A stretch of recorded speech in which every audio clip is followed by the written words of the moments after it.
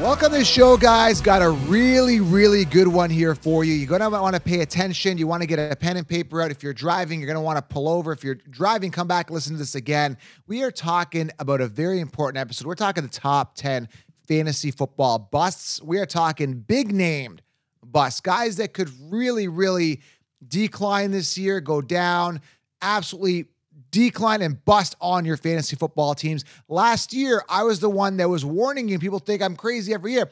Do not draft Eckler, top 3 pick last year. Do not draft Tony Pollard. He's not a first-round pick. Don't do it. Be careful with Devontae Adams. Do not draft T. Higgins last year. Everyone was drafting him round 2. Don't do it. Don't draft Dalvin Cook round 5. Stay away from J.K. Dobbins round 4.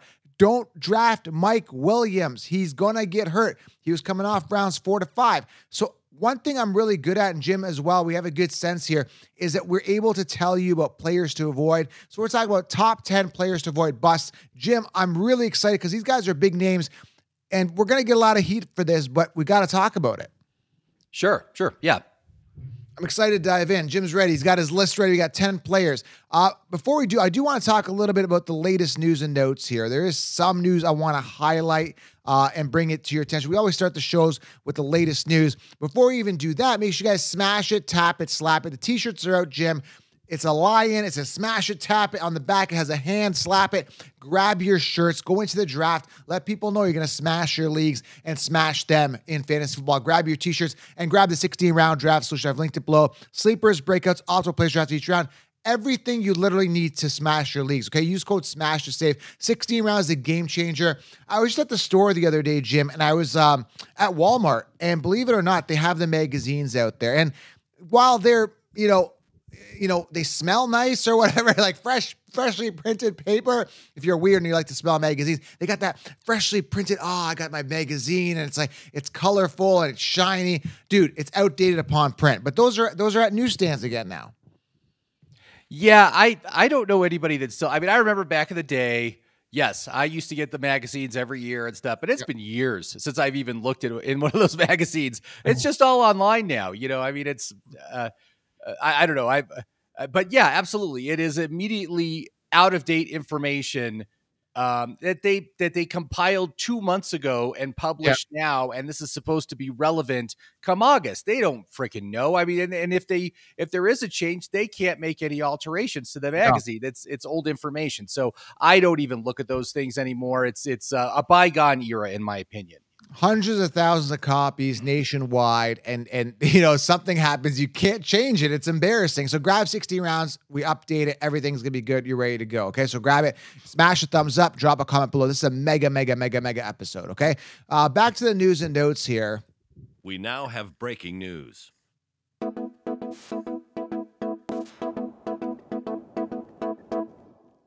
Talk about old school. That is an old school breaking news song. We got to update that, don't you think? Yeah, so? All you need is the sound of like typewriters in the background. It'd be a complete image there. So something out of the 60s or 70s or something like that, right? A couple of things I want to highlight here. Very important. Not really that important, but it could be. CeeDee Lamb has been looking for a contract extension and may consider holding out a training camp if he does not receive an extension, in the opinion of one of these writers that gave it up from SI. So, yeah, I mean, like, I don't know. CeeDee Lamb, he's going to get paid. He has to. He's the best one. He's going to get paid. My God, he's going to get the biggest contract for a receiver in the NFL. It's just a matter of time. Jerry Jones is being cheap. I don't know why. He's freaking multi-billionaire. Pay the man. Just freaking pay him. You need him on your team. So, and it makes you wonder, right? Like, why they didn't, bring in a huge big name running back or anything like that. It's like it seems like they're kind of saving money in a lot of areas almost to kind of pay him. It's almost like he's primed to get like this mega contract. I think and it's not just him, it's Dak too. So there's 2 big money players that they need to pay but this preseason. So that it's a process of coming up with the money for that. So, yeah. All right, keeping on with the news here, I want to mention Adam Thielen is expected to play in the slot this season with Deontay Johnson and Xavier Legette starting on the outside, according to the team. I mean, like Adam Thielen, Tim is so high on Adam Thielen. I'm like, dude, don't draft this guy. Like, speaking of busts, like, no chance, man. I'm not doing it. Yeah, it just seems like, there's always those nice situations when a rookie quarterback comes in and he attaches himself with an older veteran receiver. They've developed a good bond. This is what happened last year with Bryce Young and Thielen. But remember, last year Thielen had no target competition. There was nobody else on that team catching passes. Now you got Deontay Johnson. Now you got Xavier Legette. They also brought in Jatavian Sanders. There's all these new pieces on the offense that are, and Jonathan Brooks, pass catchers. And so there's a lot more target competition. He's a year older now. It just seems like, I don't know if you remember, but Golden Tate was one that is an example. And I can't think of the other guy, but just this sort of a situation, it's never good the second year with that older receiver. Yeah. There's other options at that point. So I am completely out on Thielen at this point. He's like 33. So he's phased out for sure. Also want to add this. Los Angeles Rams Kyren Williams says he hopes to be more involved in the passing game this upcoming season since RB Blake Corum can help out in the running game. That's what I keep talking about. I really feel Blake Corum is going to be a thorn this year. He's going to get his share of work. It's not going to just be the Kyren show, and that's one of the main reasons I'm fading Kyren Williams this year, man. Even though he's coming to the Summit. By the way, if you haven't got a ticket to Summit, Kyren Williams will be there, so we get to talk to him. I have a chance to hang out with NFL athletes, entered for a PS5 giveaway. So go grab your ticket at thefantasyfootballcounselor.com. Join us at the Summit. Kyren's going to be there. But yeah, man, I think Blake's going to be a thorn. Don't you agree? Yeah, I mean, and I think it's necessary. One thing about Kyren is his reliability is not great. Right. He only played 12 games last year, and last year they were giving him like a CMC level workload, which I think is completely unsustainable. I think they know that. I think they understand that. That's why they brought in someone like Corum, and it could be like a Jahmyr Gibbs, David Montgomery kind of situation there. But you're still going to have a lot of high value touches and targets going to Kyren. So I'm not super worried about it, but it is understandable. I get it. They do not want to give Kyren 25, 30 touches, opportunities a game with the ball. His body's not going to hold up. So, that's where I'm at on that.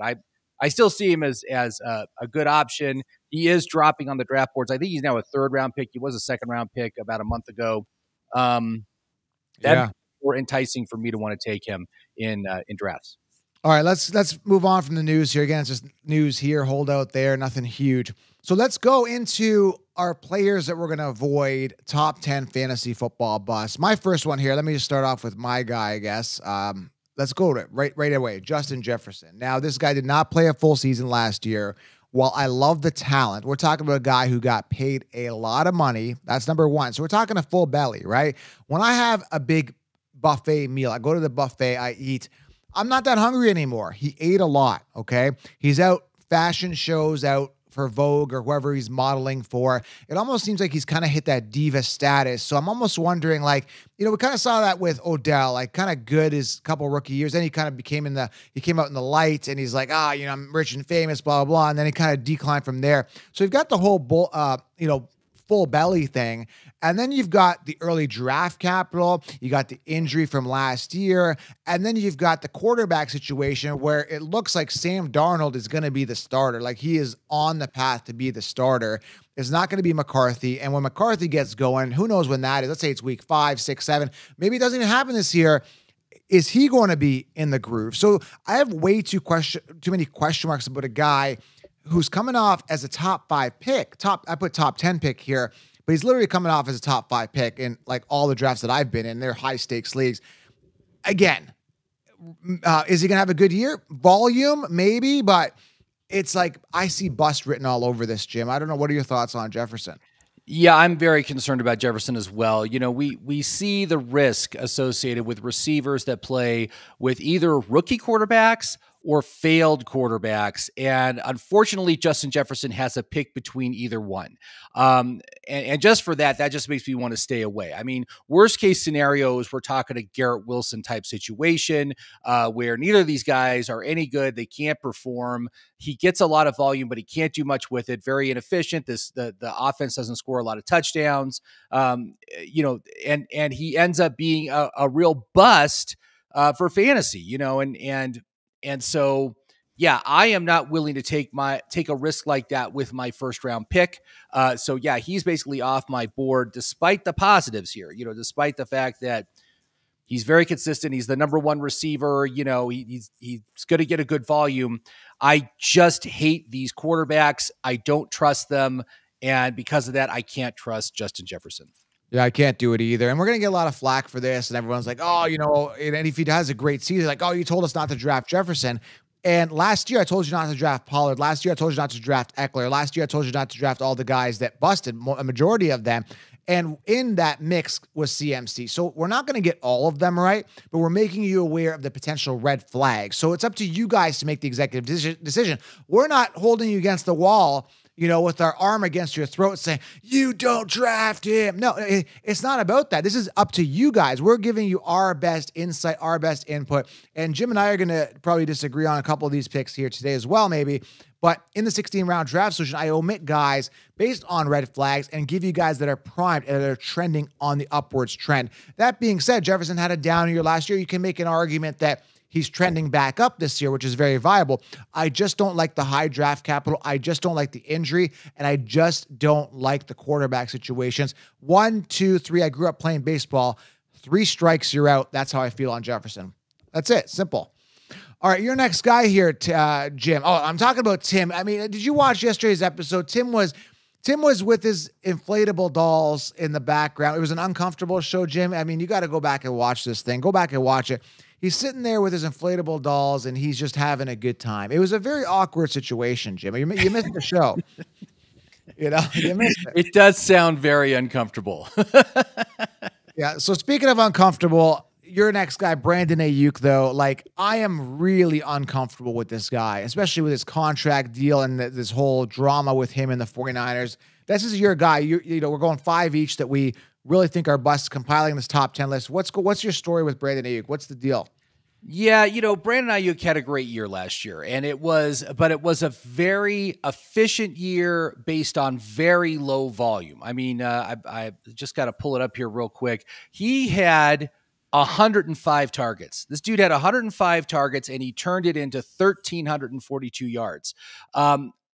To me, that just screams regression. And there's not a lot of opportunity for him to grow his role in this offense with the assets that are already there. Plus, they added Ricky Pearsall.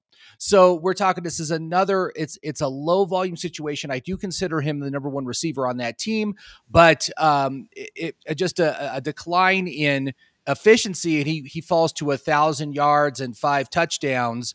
And all of a sudden, he is absolutely not worth this ADP 19. The dude is going off middle of the second round. Yeah. I hate that. Also, he's been very disgruntled this offseason. They offered him like $26 million a year, and he threw it back in their face because he feels he's worth more than that. And he's worth more than that. But the fact is, San Francisco's kind of locked in because they've got to pay. The quarterback. And so I don't know if he's going to get his deal. There's been lots of talk about either him or Debo being traded off to free up some cap space to make some room for his pay. It's just not a great situation, guys. I'm just not excited about it. And I really think you're going to be very disappointed by spending such high draft capital on a guy which just doesn't get a lot of volume. There's no volume here. And a second round player that only gets 105 targets, I can't do it. That's as bad as a lot of our wide receiver 2s that we talk about that are also drafted early. They get this kind of volume and they suck and they're inconsistent. I can't do it. And that's the biggest problem here with guys like Aiyuk and some of these guys. They're extremely inflated based on last year, which we'll get to a couple other guys. And the situation has completely changed. Now, again, Aiyuk could come in and just tear it up. But, I mean, Debo's got to take a step back. They're high first round, second round. What was he? First round pick, Ricky Pearsall has to stay on the bench. George Kittle's got to decline. CMC's got to break his leg week 1. Like, there's so many variables that can happen that got to make him a top. He's a third round. He's coming off round 3. I just did a 2K buy-in league early June, and it was like, okay, this guy came off Debo and him back to back. I don't know who came off first. I think it might have been Debo, but it's like, okay, you guys don't know who the one is, and yet you're still telling people to draft him. It's ludicrous, man. Which we'll get to in a couple other players here. Yeah, and Debo even got I mean, Debo got less volume than Aiyuk. Debo only got like 97 targets. I'd have to look it up to see what he got, but it was like under 100 targets. Okay. Yeah. So, I mean, we're talking, this is a team that spreads the ball around. I say continuously that there is 4 viable assets, receiving assets on this team. Any given week, 2 will be good, but you don't know which 2 it's going to be. This week it might be Kittle and Debo. Next week it might be Aiyuk and CMC. You don't know. No. And so why even risk that with such high draft capital? I mean, when Aiyuk was coming off last season, like in the 7th or 8th round, perfect. He was like a superstar for you, but he's not there anymore. He's now pick number 19. I just cannot justify spending such high draft capital on a player that's only going to get 100 so targets. I just can't do it. I can't get behind it either. And he's just so greedy. I mean, they offered him, $26 million a year. And he's like, no, I want like 30. Like, come on, dude. Like, you're good, but you're not that good. Like, it's just crazy. Some of these guys, expectations higher than they think. And I think Amari Cooper at the time of this recording was waiting for a contract. He's like 100 years old. He's kind of getting his last. He's only 29. I know, it's funny because we're old. He's not too old yet. That's the thing. He came in very young to the league. I think that's what happened. Why everybody thinks he's so old, but he's not. He's 29 years old. So yeah, it feels ancient fantasy because I remember his name like years ago on the Cowboys. Oh sure, like it's just so old. I don't know, but anyway, for fantasy, it's old. All right, next guy. It's gonna ruffle some feathers here, but I have to talk about this. We have to have this discussion here. Christian McCaffrey. Okay, now. Again, it's very simple why I'm not drafting Christian McCaffrey. Literally, what goes up must come down. I want to go back to history. Where's my time capsule music? I don't know if I even have it anymore. We don't even need a sound effect here at this point because I want you to understand what I'm trying to say here. So go back to 2002, 2003. I go back to this example. If you're a regular to the show, you hear me talk about this. Priest Holmes was the only running back in recent history, and I say recent, like 22 years ago, 2002, 2003, Priest Holmes finished back-to-back on top as a fantasy running back, okay? It's very unlikely that a running back finishes on top 2 years in a row. Christian McCaffrey pretty much did it. I mean, last year finished on top. The year before finished second behind Eckler in PPR fantasy points. And now it's like a third year. Very unlikely. So he's going against history. This is number one. Number two, the fact that he is injury prone. We saw this in 2020, 2021, where he played 10 games in those 2 seasons. Maybe the injury thing comes back. So we got 2 things working against him. Number 3, Super Bowl hangover. Let me remind you, where's that background music? Again, I don't have it because I'm too hyped up about this. Is that twinkle in the background that says, and take us back. I want the flashback music, sound effect. It's like, okay, Cooper Kupp, everybody was so high on him. They coming off this amazing pinnacle year. Everyone's like, you got to draft Cooper Kupp first overall. I'm like, no, he's coming off the Super Bowl hangover. He's only had 1 really good year. He's going down, injury or something. So that, again, so you're going against a Super Bowl hangover. And then you're first overall again, when there's so many guys that are trending upwards, like Breece Hall, like Bijan, like other guys that are trending upwards. So am I going to fade him? Yeah, 100%. Based on the reasons that I stated, dude, I don't see the hype here. I get it, like he's safe, but to just do it again because he did it last year, that's out for me. I know you're a little higher on CMC than I am, though, right, Jim? Yeah, but even so, I do consider him a risky pick. The dude's 28 years old. That is usually a cliff dive year. We saw what happened with a lot of the older running backs last year, like Austin Eckler. Austin Eckler was 28 last year, and that was the big thing for me, is I was afraid he was going to cliff dive, and lo and behold, he cliff dive. He was like, what, the RB 37 last year? I mean, that is the risk that you're taking with an older running back like Christian McCaffrey. Now, having said that, I consider him a risky pick, but I would still be willing to take a chance on him if I have the first or second pick and he's available. We've seen his role in this offense. He has been absolutely outstanding since going on to this team. He has avoided injury. He obviously has good trainers. And another big thing is, like, when you look at Eckler and Eckler's situation, remember last summer, Eckler was all grumbling about his contract. It was the last year on his contract. He was like, I want an extension. And the Chargers would not give it to him. And eventually they said, here's an extra $1.5 million. Shut the hell up. Play this season. And we'll see what's happening after that. And that was a very smart move by the organization to do that. the Niners just extended Christian McCaffrey an additional 2 years on his contract, and they gave him a pay raise to $19 million a year, highest paid running back in the NFL. That's right. To me, that speaks that this organization has confidence that Chargers did not have in Austin Eckler. And so, wearing that all together, yes, he is a risky pick. You are taking a chance, and if he hits that cliff, you're going to hate yourself.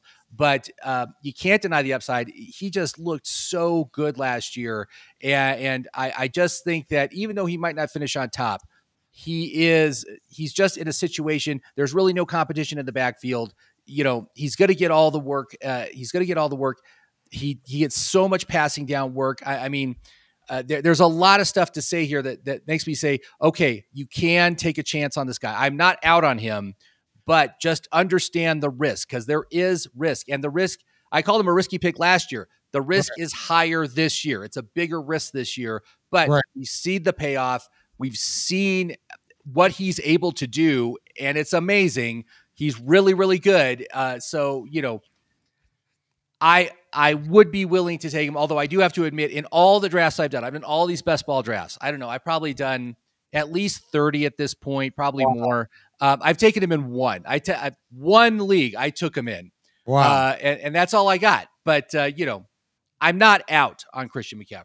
So I'm 100% out. Like, I just no desire. If I'm going, so like, who do you take first overall? Easily by Jan Robinson. That's just what I say, and way more upside. So again, you guys heard our reasoning here. Obviously, it's Christian McCaffrey, but what goes up must come down. Again, I'll leave this with this. It's the analogy of don't do this, but if somebody were to run across a highway, an interstate, like a main interstate, 110 miles an hour, whatever it is, 100 miles an hour or whatever, if you run across it one time and you don't get smoked, you run across it the second time, there's a probability that eventually you're going to get smoked. Don't do it, right? So I use that as an analogy. It's like, okay, he's taking all these hits, taking all this volume.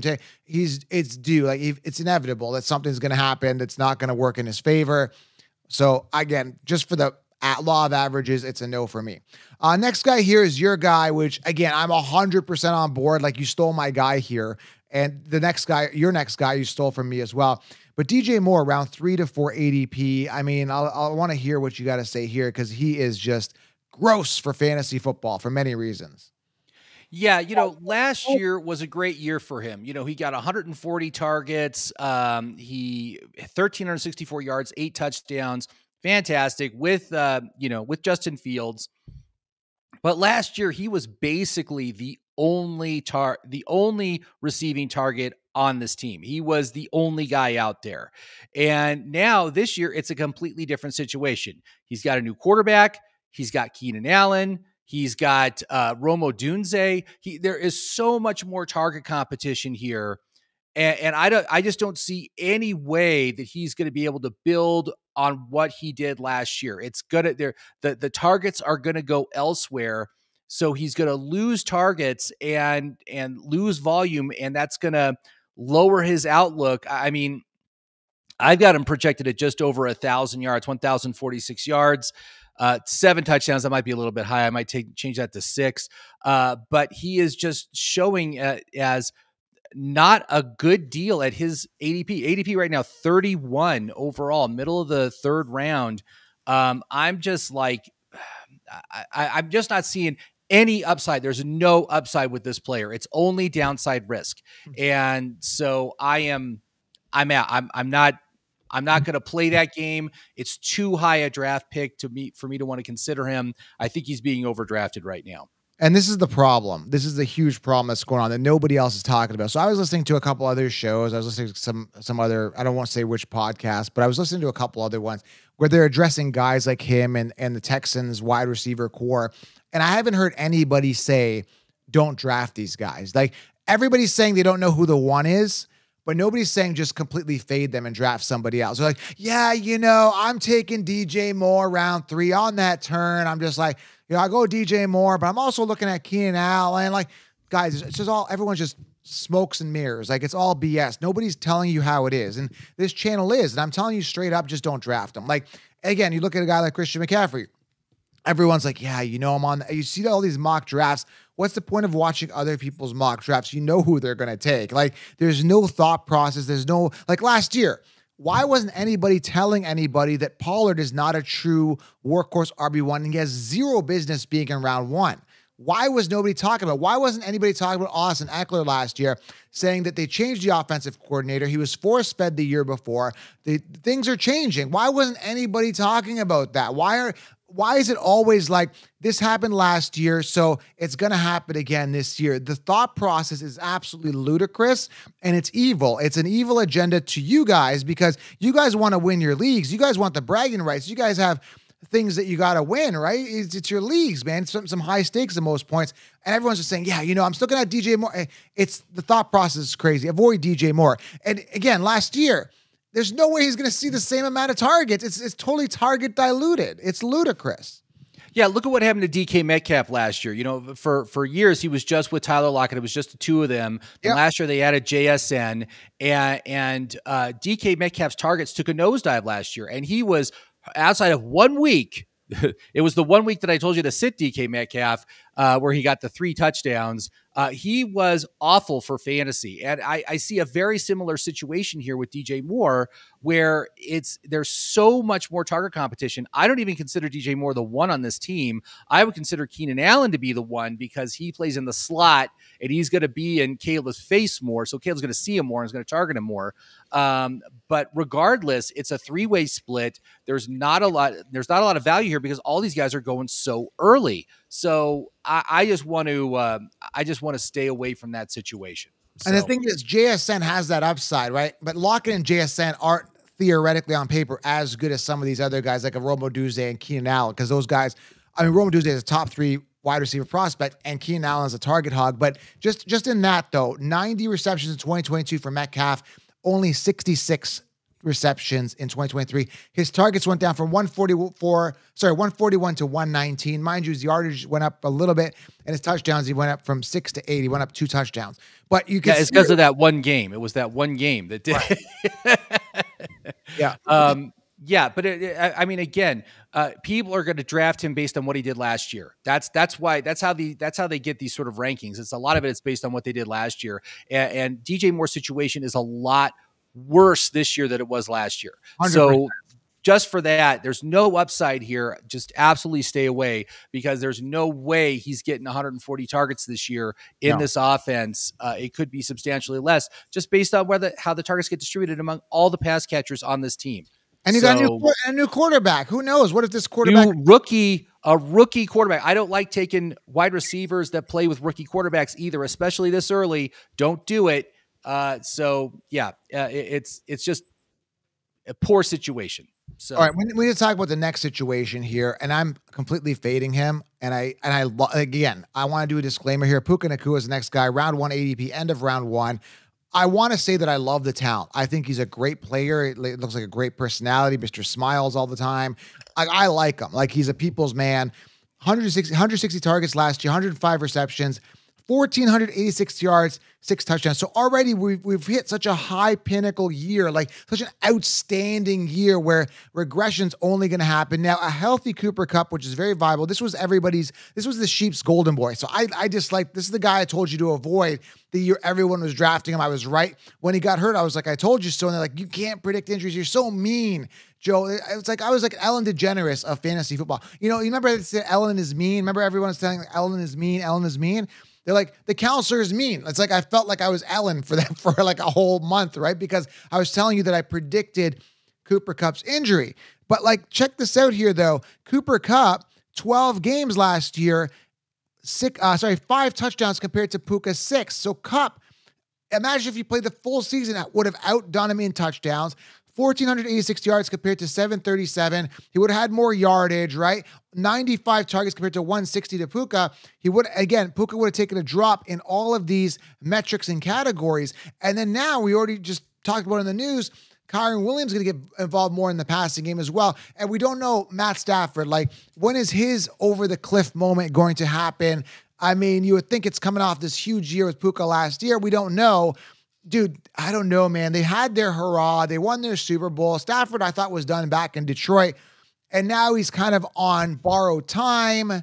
Dude, first round, I think people will be pleasantly disappointed. And then the crazy thing is Cooper Kupp's coming off a little bit after that, end of round 2, early round 3. Again, uncertainty. So I'm kind of fading the situation. And people are saying, well, you're fading all these wide receivers.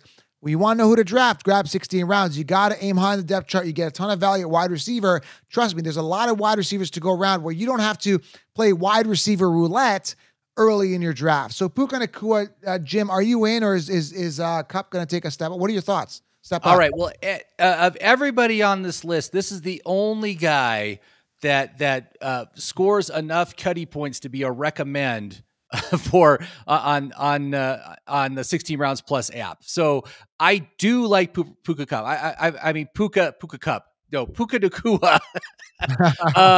Anyway, he had the greatest rookie season of a wide receiver in NFL history last year, right? Is he going to repeat that? I think it's unlikely that he's going to repeat that. And there are a lot of risks here. Matt Stafford is 37 years old. 37 tends to be a cliff year for quarterbacks, for most quarterbacks not named Tom Brady or Aaron Rodgers. You do have Cooper Kupp back, but he's a 31-year-old receiver, keeps getting injured. He's had a lot of injuries the past 2 years. I don't see that. That doesn't usually something that improves with as players get older. It usually tends to get worse. Clearly he is Stafford's favorite target. So I mean, and he is the number 1 target on this team by far, 160 targets last year. I don't see him becoming a number 2 receiver this year. I don't think it's going to happen. I like him. I think he scores well. He's not a primary target, but where he's going on the draft is typically late first round, pick 9, 10, 11, right in that range is usually where he's going. And I do like him in that range. I think he's very valuable. There are other wide receivers I like more. I like A.J. Brown more. I like Garrett Wilson more. But I think he still is a good choice. I'm not really as concerned about these sort of risks as I am with someone like Christian McCaffrey. I think he's a good pick. I don't know why you're so out on him, because I think he's good. Just because he's so expensive. And like I said, I just think with a healthy Cooper Kupp, I mean, who's to say that Cooper Kupp doesn't come back and become the 1 again? That's my issue that I'm having here. Again, I'm completely fading it based on my uncertainty on who the 1 is here. And again, you think it's Puka, but again, because Stafford is there, you'd wonder that, like, hey, I'm Matt Stafford, Cooper Kupp's my guy, and let's get back to what we were doing a year or 2 ago. And maybe that's very viable. So just for that reason, and the fact that he's coming off first round based off 1 year, that being a pinnacle year, I'm out on Puka, and he's going to bust on his ADP. That's my prediction here. I like him. Again, I like the guy. I like the talent. I think he's great. But I have my question marks. Your next guy, I'm 100% out. You stole my guy here when we were going through our list. I'm like, we're going to do today's show. And I'm like, give me your list of 5. So you gave me your list. You beat me to it. I really don't like this guy for this year. I don't like any of these receivers. That being said, I love Stroud. Nico Collins, our next guy, round 2 to 3 ADP. Very, very expensive for a guy who by default finished with the numbers that he did. In comes the target hog Diggs and Tank Dell, who I believe is the 1. Thoughts on Nico Collins and why you think he's going to bust? Yeah, again, I think you really just nailed it there. We've got a lot more target competition on this team. And let's not forget, there's also Dalton Schultz on this team, and there's Joe Mixon. Joe Mixon is a pass-catching running back. So, there's a lot more target competition. And I know he got paid. Nico got that nice big fat contract. Great for him. Congratulations, Nico. But there's going to be less volume coming his way this year. Again, it's a crowded receiving core. There's no clear 1, although I consider Diggs to be the 1 on this team. So, how is he going to build on last year's numbers? Last year he only had 110 targets, which is kind of surprising, but I believe he did miss some time from injury. Yeah, he's a mid durability ranking. But again, I just don't see how he can expand his role, how he can become a true alpha 1. This is very, very low volume. And for a guy that's coming off, again, middle of the 3rd round, I mean, it's just so much draft capital on a low volume player. Why would you do that to yourself? You gotta take the guys that are going to get more volume. There's also great running backs coming off in the third round. You can get Derrick Henry in the third round. You can get Isaiah Pacheco in the third round. There's really good options there that I'd much rather have than someone like Nico Collins. Let me tell you something. Let me give you some numbers as well. This is going to really sell you on the fact not to draft Nico Collins. Ready for this? 15 games last year, 109 targets. You said 110, give or take one. Tank Dell only played 11 games. Okay, let me remind you, 11 games. All right, Noah Brown played 10 games. So a healthy Noah Brown, Tank Dell, let's say they're back into the mix. Then you add, Stephon Diggs, who's a target hog. Now you've got 4 fully capable wide receivers who demand targets. Nico Collins got 109 targets. First of all, that's not even that, it's good, but it's not even that much. That was with a completely dismantled wide receiver core.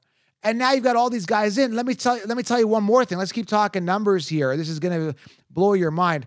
Let's look at quarterback here, and I filter hit by attempts. CJ Stroud doesn't throw a whole lot compared to other quarterbacks. He was ranked 14th in passing attempts. 23 touchdowns, 5 interceptions. I think that's going to go up this year, okay, for sure. But a guy like Jordan Love, 579 attempts compared to CJ Stroud. Love 5th in passing attempts. CJ Stroud 14th. So you're talking about a quarterback that didn't throw as much as some other quarterbacks, and you're drafting all of his. Okay, this is crazy if you think about it. You're looking at a guy who is 14th in passing attempts, a quarterback, and you're drafting all 3 of his wide receivers in the first 3 to 5 rounds, 2 to 5, let's say. 2 to 4, whatever. Dell's coming off as late as 5. Nico's coming off as early as round 2. It's ludicrous. There's just not enough volume to make any of the, unless Nico goes down week 1 and Diggs is force fed. Now you won the lottery here with one of these guys. But you're literally playing wide receiver roulette with these guys. Like mathematically, Jim, you're more of a numbers guy than I am. It doesn't make sense. Yeah, and I mean, I do expect CJ Stroud's volume to go up this year, but in order to make these things pay off, I mean, you gotta. I've said that CJ Stroud is a candidate to get to 40 touchdowns, and if he got like 45, 46, 4,700 yards with 40 touchdowns, okay, he can make these guys worth the payoff, but that's very risky.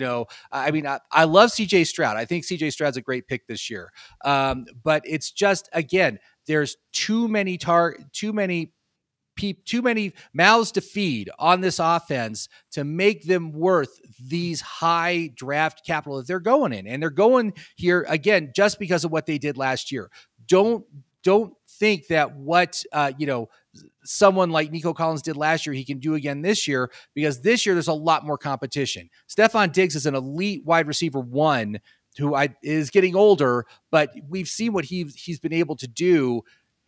He's gonna get most of the volume that could have gone to Nico Collins. I just don't see a way that Nico can grow his role. And with 110 targets, that's not a guy you want to take in the third round. It's just too low a volume. I mean, can you imagine taking Aiyuk in the second round and Nico in the third round and feeling good about it? There's no volume there. You've got 2 low volume players. Very inconsistent. They're going to be very inconsistent for your fantasy team. Too much target competition on the teams that they're on. These are just bad ideas. These are bad ideas to take. So I'm not going to play that game. I'm actually making some notes because I'm going to do an Instagram video after this. So just to put it in perspective, I'll leave you with this. 109 targets puts him in the same company last year with Jordan Addison, Zay Flowers. Jacoby Myers had 106 targets. So are you drafting Jacoby Myers in the second round? Are you drafting Zay Flowers in the second round? Are you drafting Jordan Addison? Devontae Smith had 112 targets, to put it in context, right? Chris Godwin had 130 targets. Are you drafting Chris Godwin in the second round? No. And now you've got this dilution. Dude, it's nuts. I think Nico Collins is going to be the biggest bust in fantasy football history, and I'm going to be sitting there laughing about it. It doesn't make sense. And when you talk about someone like Zay Flowers, look at his situation. They got rid of Odell Beckham Jr., and now he's in a position where he can get a much larger share of the passing offense this year. There's less target competition for him, unlike Nico Collins, where they brought in Stephon Diggs. I mean, come on. Stephon Diggs was like a first or early second round pick last year. It's just, I don't know. It just seems like it's very basic here, people. Nico's not going to be the one, and he's not going to get the volume you need him to get to be worth this draft pick. And Keon Coleman, who is theoretically Diggs' replacement, is a dynamic playmaker drafted early in the second round, has 240 freed up targets, and he's coming off round 9. Make it make sense. Make it make sense. If you said, hey, Joe, Nico Collins or Keon Coleman, 100% give me Keon Coleman. I'm not drafting Nico Collins, especially based on that ADP. Let's move on here. Devon Achane is the next guy here that I'm talking about, round 3 ADP. This is a guy literally we're talking about who, when playing, looked amazing, like absolutely amazing. The guy averaged 7.8 yards per carry, 8 touchdowns on 103 attempts, but he only played 11 games. So is injury going to be a problem? And then they draft a rookie there who is Jalen Wright? Whatever his name is. He's a speedster. It's like, and you've got a committee here, Jim. Devon Achane, way too expensive. Round 3 ADP. What are your thoughts on Achane? Is he going to be off the chain? Well, again, the good news is that he's paired with Raheem Mostert, who is, 32 or 33 years old this year. I think Raheem is definitely going to be declining. We'll see when and if he can hit that. He hits that age cliff. He's way past time. I mean, there was something that I was reading that there's never in the history of the NFL a running back that's been able to perform as an RB1 at age 32 or something like that. It was whatever Mostert's age is. So I am fully convinced that Mostert's going to hit that decline this year, and that does open up opportunities for Achane. I also do like the fact that he has put on some weight. He's a little skinny toothpick guy last year, and it's no wonder he got hurt. But you put 15 pounds on him, 15, 20 pounds on him, but you maintain that speed he has. I think that really helps his durability. I love the Miami offensive scheme. It's just so fantastic for fantasy. And I love the idea of taking Achane. Having said that, I've barely taken him in any drafts that I've been in. I just haven't been able to pull the trigger because there is that risk. He is a small guy. He was only I think he was 169 or something like that, 169 pounds last year. And so I really want to wait and see what happens during training camp to see what kind of role he's being given, to see, how does he look on the field? Because if he is able to put on that additional weight and maintain that speed, that's a very dangerous combination in this offense, and he could be really good. I have him as a risky pick. He's got some great upside, but it's just the durability concerns are huge, and that's kind of where I'm at with him. But going back to history, great, man, he could be so good. No. Going back to history, Miami running backs don't finish on top. I'm going back 2 years right now. I don't see a Miami running back finishing in the top 15, top 20 for that matter. I'm going to go back to 20. What are you talking about? Last year, Mostert was like the number 2 or number 3 running back. He got 20 touchdowns. Yeah, but he's old. He's not even, I don't even consider him relevant. I don't even know how that was a fluke. You're right. Good point. I forgot about Mostert. Again, he's so forgettable, right? I don't even know how he did that. But historically, I'm looking back. Sorry, I missed 2023, so I take that one back. But historically, their running backs just suck. Like I'm looking back 2022, 2021. I'm not seeing any of these running backs. I don't even know how Mostert was on top last year. He sucks. Mostert was great last year. What are you talking about? He was one of those guys you could get after round 10, and he was an awesome and every week player for you. He was a great play. But again, the Miami offense is just so fast and so dynamic and so exciting to watch. They're going to score a lot of points, and this is a team that's going to have a lot of goal line opportunities. They're going to have a lot of scoring opportunities. That is good for the running backs. And like I said, I think Mostert takes a severe step back. I think Devon Achane can take the reins here. And if he can hold up, man, he could be really good. There's no reason to think why there couldn't be another 20 touchdown running back in this backfield this season. And I doubt it's going to be Mostert. Achane's got the potential to do that. So again, like I said, he is a risky pick. He is a durability risk for sure, but I like him. I like him. even though I've barely taken any shares of him in my fantasy draft so far. Monster sucks so bad. Like, he's in his 10th season, and last year he had the 18 touchdowns, but before that, he didn't have like 0 touchdowns 2016 and 0-0. He did nothing the first 3 years of his career, rushed for a combined 36 yards his first 3 years. 261 yards in year 4. Like, he sucks. 2021, he had 20. He only played 1 game. Like, he is a trash running back. I don't even know how he got lucky last year. It makes no sense. And that, what I don't even get it. Like, it makes no sense with Monster. I just don't like that guy. He fits the scheme that Miami is running. He's only been with Miami for like 2 seasons. Wasn't he on San Fran? Was he San Francisco before or something? Where was he before he came? San Fran. Yeah. So it's just the right scheme for his skill set. And I think the reason why he's been able to last as long as he has is because he was barely used early in his career. So I think that's part of he didn't have any mileage on his tires, because he didn't even get started doing anything until year 4. But I mean, again, Achane is not Mostert. Achane's got draft capital. He's got that speed, 8.7 yards per carry, whatever he got last year, that crazy number.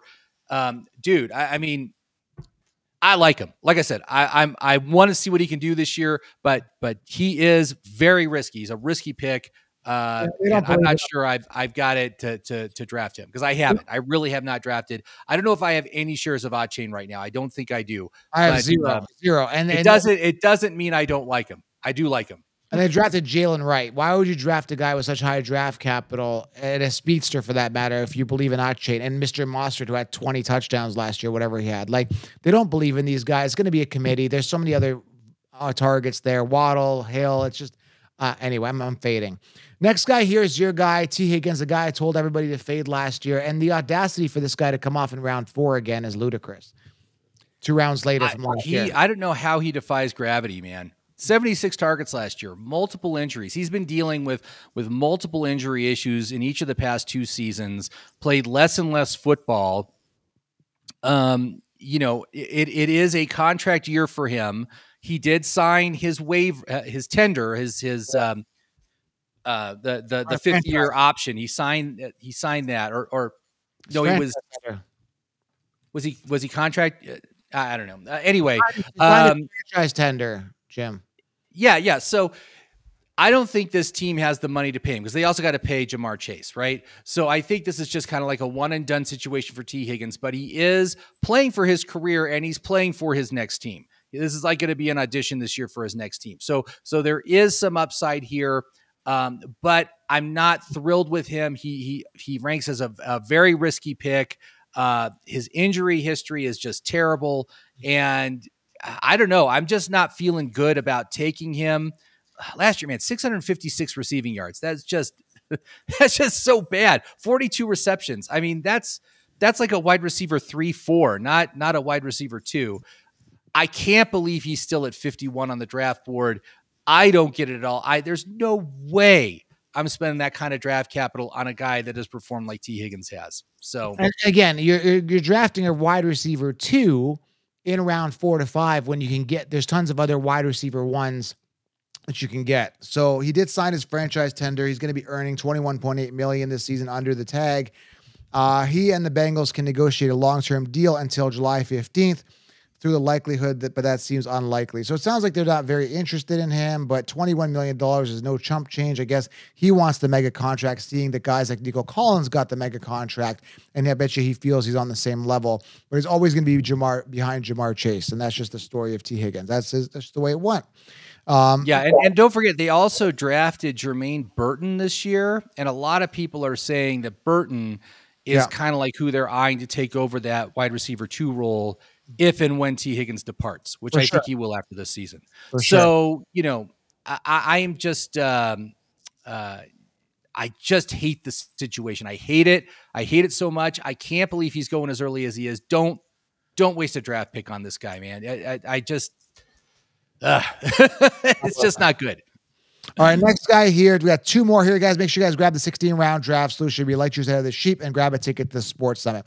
Next guy here is Keenan Allen. Same type of scenario, rookie quarterback. I don't want to spend too much more time on this other than round 3 to 4 for this guy. Very expensive for a guy who's in his twilight years and was literally force-fed by Justin Herbert. This reminds me so much of Austin Eckler being force-fed the year before he busted. Like, he was really force-fed, then he busted the year after. Same thing with Keenan Allen, going into a new offense where there's theoretically an established wide receiver one. I'd almost be okay with Keenan Allen, round 5, 6, if they didn't draft Rome Odunze, who's, I think, the most talented wide receiver on that team.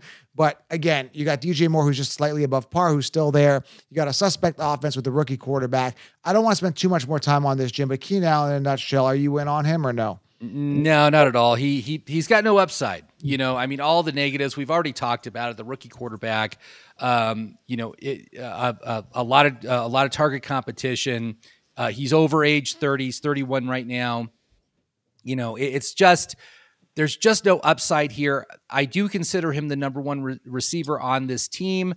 So he could be good for volume if you're in a PPR league. And actually in best ball leagues right now, he is going at around pick 64. That's about where his ADP is.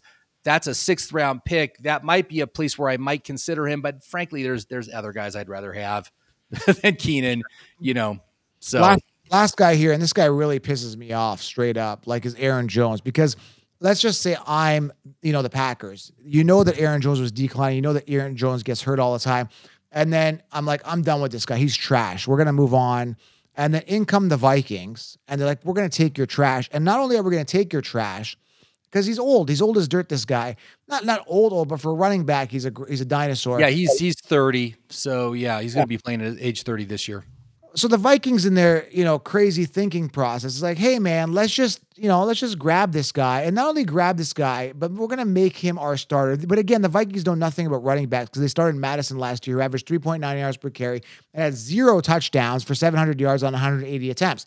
They're like, we're going to make Madison, like, this is the problem. Once you decide and settle, we're going to just have trash running backs who aren't even true RB1s, be our RB1, you're going to get into this disaster, and you're going to have an Alexander Madison type season. And now you bring in Aaron Jones, like, screw that guy, man. Like, he shouldn't even be in the league, never mind a starter, similar to Zach Moss and Devin Singletary, who shouldn't be starters as well. This year is really going to show you that it's like, oh man, it's like, that's it? Another situation, like, that's it. That's who you're going to roll with, is Aaron Jones as your starter. That's all you got. That's all. Like, it's disgusting, man.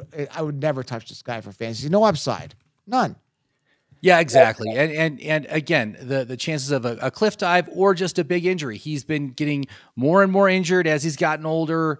The good thing is he's going to be involved in the passing game. He's got that volume there that does have some value, but frankly, I don't have a lot of confidence he's going to be able to finish this year. And we talked about this at our last one about handcuffs.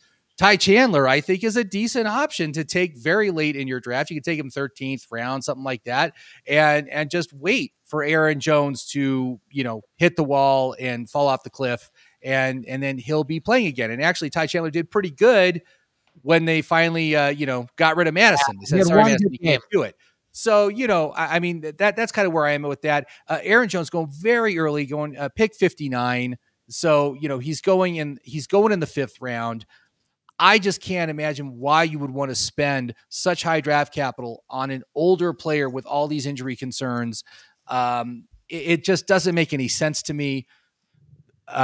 So again, I'm just out. I've got 0 shares of this guy. I'm not even looking at him on draft boards. He is like a non-entity for me. So yeah, even Ty Chandler sucks. He had one good game. I'm looking at the stats here. He had one good game. I think it was week 15 last year, 5.7 yards per carry. He did get a touchdown, 21.7 point standard. I mean, other than that, like, he's done nothing in his career, entering his 3rd season, 102 attempts last year, 6 attempts the year before. Ty Chandler is not going to be a solution there. I mean, just boring. No for me. So there's your bet. That's a long episode today, guys, but top 10 busts: Jefferson, Aiyuk, McCaffrey, DJ Moore, Puka, Nico, Devon Achane, T. Higgins, Keenan Allen, Aaron Jones, all being overdrafted for the reasons that we stated here. It's going to be a wild year. And that's why I can't wait to start, because all these people that invested high draft capital will be pleasantly disappointed. And when CMC does go down, which he will, I think, this year. Hey, how do you be pleasantly disappointed? That's true. Maybe as unpleasantly disappointed.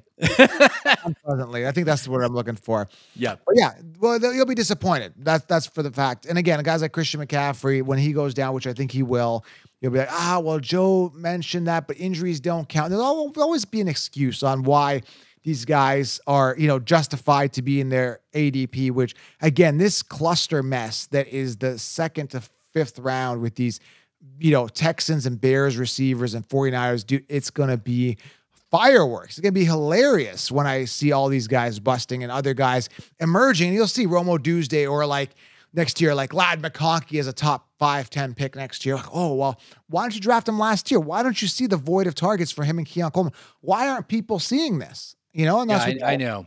Yeah. I mean, it's, again, they're chasing last year's stats. Those situations have gotten significantly worse. That's the thing, man. It's like a worse situation for them as a player. And yet people have just bid them up to the stratosphere because they think, oh, well, now they're going to do even better this year. It's like, how are you going to do better when there's all this additional target competition that's been brought onto this team? So, it's just a logic problem. Just work it out in your head. Like, how is he going to grow his role? How could he duplicate what he did last year? It's going to be next to impossible with the kind of talent that is on these teams, has been brought in to these teams. So I'm ready to smash leagues this year. And if you guys want to smash, grab 16 rounds. All right, guys, thank you for being here. I appreciate you guys all. What a great episode. Jim, thank you so much, man. Thank you, Counselor. Have a good one, everybody. Do not draft. We'll talk soon. Bye.